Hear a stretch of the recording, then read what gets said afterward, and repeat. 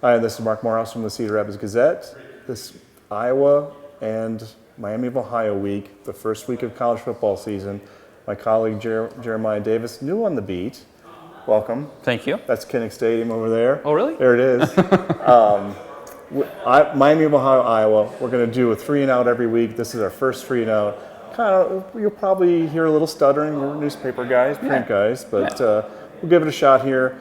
Number 1, C.J. Beathard. Not a slider. Wasn't a slider he was a head first slider in baseball. Doesn't really work so good in football. No. They worked on some sliding drills. You know, we kind of have actually a drill now that we do with Coach Davis is a sliding drill. So worked on my slide a little bit, and you know, as much as I can, you know, avoid hits and stuff, I think obviously I'm going to want to take chances, you know, trying to make runs at the same time. But you know, if I can avoid the big hits, I think it'll help me in the long run throughout the season. They're going to try to keep him healthy, but Jeremiah asked him this last year. He's going to do whatever the hell it takes to win. That's all he's going to do. Well, whatever it takes. Right, and that's Kirk Ferentz joked that he hoped that he worked with Tucker, who was a pretty gifted baseball player, on his slides, because the slides were the ugliest he'd ever seen, which I thought was pretty funny. But you don't want to take away that kind of intangible from a guy who's willing to do whatever. Great point. Yep. Number 2, Iowa has a freshman kicker, and it's probably not the one you thought it might be. Keith Duncan, I will say Duncan Keith at some point. I'm a huge Blackhawks fan. Duncan Keith is a fantastic defenseman. But Keith Duncan will be the Hawkeyes kicker, it sounds like, starting out. Keith Duncan is your kicker then? If we were playing tomorrow, he would be, yeah. So hopefully he doesn't get hit by whatever. This, you know, a star or meteor, whatever, you know. Hopefully nothing happens. Are you thinking about rotating at kicker, or is it just he's? We're going to see how it goes. You know, I said earlier that we let the competition go as long as we have to. And right now at this point, you know, he's won the job. But, you know, if we have to take this month or half the season to determine it, we'll do that. Hopefully that's not the case. But we'll start with Keith and let him go. He's from North Carolina. For whatever reason, his family targeted Iowa, and here he is. He's got a really great resume. You can see it on my blog on Iowa. Long resume. Came up. He had 4 scholarship offers from FCS schools in his region down in North Carolina.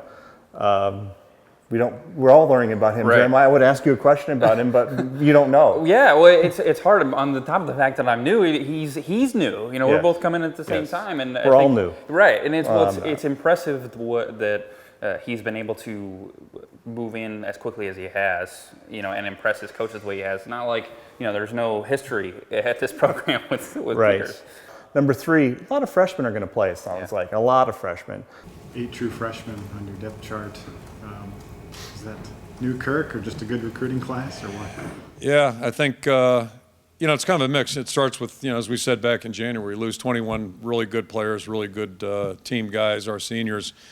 So to fill that void, guys have to ascend in the program. I think we've seen some of that, and then also you have to fill the voids underneath. And I think it's probably a little combination of the voids that we have, some of the voids we have, and then also some of the guys that got here. You know, we always feel pretty good about our class, but you don't know until they get on campus. And starting with the work that they did in June, continued into July, and then most importantly when they put helmets on in August, we saw some good things. You know, how they're going to play Saturday or beyond, who knows? How many will play Saturday or beyond, who knows that either. But I think it's fair to say we'll have a bigger number than normal. And based on what we've seen in practice, we're really, you know, optimistic they'll play well, and we're going to need that to have a good football team.